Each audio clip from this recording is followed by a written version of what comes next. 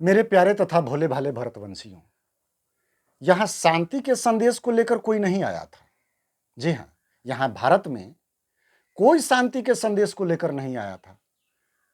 दरअसल वो यहाँ शांति पाने ही आया था। यदि उनके पास शांति का कोई संदेश होता तो यवन जाते या फिर वहां जाते जहां शांति नाम की कोई चीज नहीं है। मेरे बंधु, जो हिंदुत्व है ना, उसको लोग कम करने आए थे। हिंदू को ठंडा करने आए थे, काफी हद तक कर भी दिया। हम महात्मा बुद्ध के ऊपर ज्यादा शक नहीं करेंगे,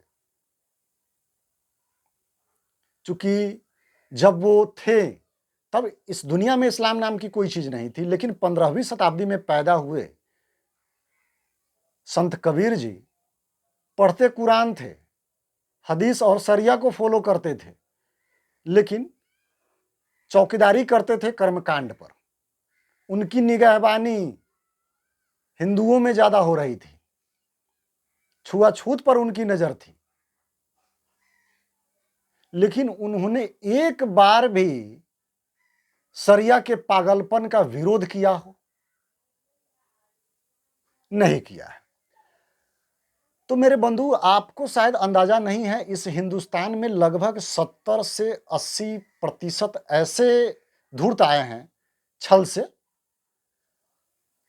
ऐसे ऐसे पाखंडी आए हैं, ऐसे ऐसे दार्शनिक आए हैं जिन्होंने बीड़ा उठाया था, जिनको जिम्मेवारी क्या मिला हुआ था कि सनातन को जाकर के अपने ही नजरों में गिरा दो, और हम गिरते चले गए।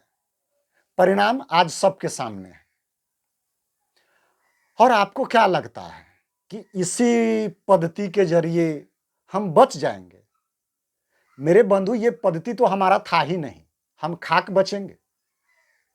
21वीं सदी है, जो आने वाली पीढ़ी, जो संतति है, वो हमसे कई गुना आगे जाकर वो तर्क करेंगे।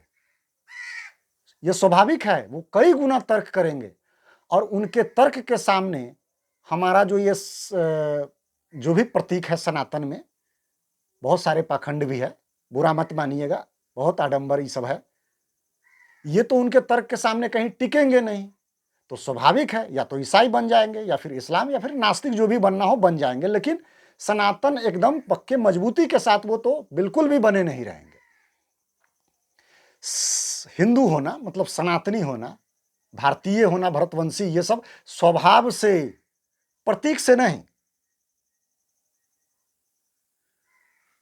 जैसे गुलाब के फूल को आपने देखा है, वैसे ही आप हो। विपक्षी ये कहता है कि गुलाब अपनी खुशबू छोड़ना बंद कर दे, मतलब हिंदू अपना हिंदुत्व दिखाना बंद कर दे। होली, दिवाली, छठ, ये सब सब करे धीरे धीरे, लेकिन धीरे धीरे हम उसमें भी कटौती करते जा रहे हैं। बहुत चीज हमने काट कर दूर कर दिया, और जो बचे खुचे चीज है, आने वाले भविष्य में हमारी जो पीढ़ी है, जो संतति है, वो फेंक कर बाहर कर देंगे। सनातन गया तेल लेने। ऐसे ऐसे धूर्त पाखंडी है जो आपको दिग्भ्रमित कर देंगे।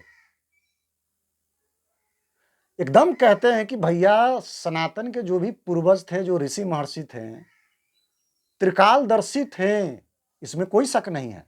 लेकिन उनका जो भी आचरण था, जो स्वभाव था, उनकी जो प्लानिंग थी, सब फिक्स हो चुका था। पहले ही किसी ने लिख दिया था। मेरा आपने लिख दिया, आपका वाला मैंने लिख दिया।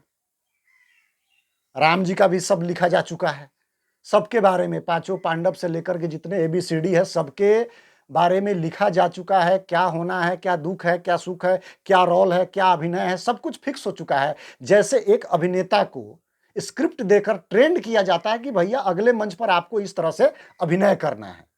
तो क्या हमारे जितने सारे पूर्वज थे, क्या वो एक कलाकार थे, एक मंच के कलाकार थे? वो ट्रेंड होकर आए थे, ट्रेंड होकर कि चलिए भैया हमको अभिनय करना है?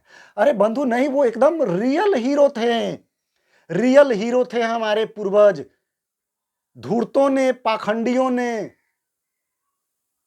ये छद्म भेषधारियों ने उन्हें रील का हीरो बना दिया, मतलब कि पर्दे का हीरो। रील हीरो मतलब एक रियल हीरो रील हीरो बन गया। सावधान रहिए, सचेत रहिए, अपनी बुद्धि का इस्तेमाल करिए, भाड़ में जाए कोई। वो महान था, आप क्या चींटी हो? उनसे कम नहीं हो आप। सोचिए, यदि सारा ज्ञान, विज्ञान, तर्क वितर्क उन्हीं महान लोगों के लिए होता, तो ईश्वर ने आपको बुद्धि क्यों दी थी? सोचने वाली बात है। ईश्वर ने आपको देखने के लिए जो निगाहें दी हैं, वो क्यों दी है? जो श्रवण शक्ति, जो ये कर्ण है, क्यों मिला है? दूसरों के कान से सुनने के लिए। दिमाग क्यों मिला है? हैं? दूसरों के पीछे-पीछे चलने के लिए। नहीं मेरे बंधु, अपार ईश्वर के शक्ति ही हो, साजिश के रूप में हम सब निम्न होते चले गए। हम निम्न प्राणी हैं, ये सब झूठ, पाप, पाखंड, इन सब से दूर रहना चाहिए हमें। कहा जाता है कि काम, क्रोध, लोभ, मोह, इन सब से, अहंकार, इन सब से दूर हो जाओ। मेरे बंधु, ये जो भावना के जो ये 5 है, काम, क्रोध, लोभ, मोह और अहंकार, ये 5 जो मनोदशा है, जो मनोवृत्ति है, ये भावनाओं का ऐसा सागर है, जिस सागर से पार पाने के लिए ये पूरी की पूरी टीम साजिशन लगी हुई है। मैं कहता हूं, क्रोध को पालो मेरे हिंदू। क्रोध से ही विजय विजय फतह, मतलब कि युद्ध जीते जाते हैं। मोह करो कि देश अखंड हो, देश मजबूत हो, हम में एकता हो। इस तरह की मोह उचित है, धर्म से है। लोभ करो कि सामरिक शक्ति उसके पास बेहतर है, वो थोड़ा-सा मतलब बड़ा अच्छा लगता है, वो मुझे भी होना चाहिए, ये लोभ भी उचित है। अहंकार आप करो, बगैर अहंकार के कोई अपने लक्ष्य की प्राप्ति कर ही नहीं सकता। अहंकार भी धार्मिक है, बस उसे मर्यादा में पाल कर रखो मेरे बंधु। एकदम से कोई बुरी चीज नहीं होती। प्रवचन करने वालों से सावधान रहो। सनातन में अब किसी साधु संत की कोई आवश्यकता नहीं है, बस योद्धा की आवश्यकता है। बगैर योद्धा के सनातन अब बचने वाले नहीं है। सावधान रहें, सचेत रहें। मधु भाई को शेयर और फॉलो जरूर करें। जय श्री राम।